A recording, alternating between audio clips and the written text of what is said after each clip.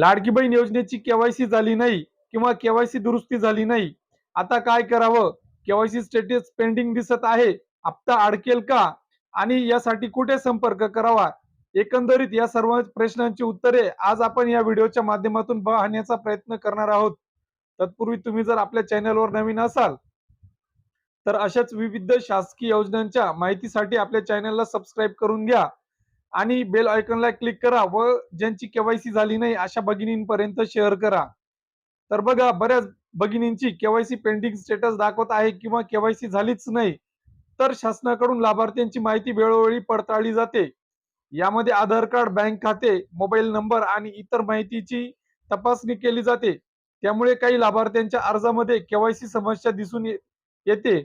KYC झाली नाही तर काय होऊ शकते? जर तुमची केवायसी झाली नसेल किंवा माहितीमध्ये काही त्रुटी असतील, तर हप्त्यांमध्ये पैसे जमा होण्यास विलंब होऊ शकतो किंवा हप्ते जमा देखील नाही होऊ शकत. आता बऱ्याच भगिनींची केवायसी झाली नव्हती, तर यासाठी त्यांना जून महिना अखेरीपर्यंत किंवा जुलै महिन्यामध्ये शक्यतो प्रत्येक वर्षात एकदा केवायसी नवीन सुरू होत असते आणि जशी ही केवायसी सुरू झाली, तर तात्काळ आपल्या चॅनलच्या माध्यमातून कळविण्यात येणार आहे. त्यामुळे चॅनलला सबस्क्राईब करून ठेवा. आता पैसे आले नाही तर काय करावे? सर्व लाभार्थ्यांच्या खात्यात एकाच दिवशी पैसे येत नाहीत. शासनाकडून टप्प्याटप्प्याने जी निधी आहे ती वितरित होत असते आणि त्यामुळे थोडा वेळ लागू शकतो.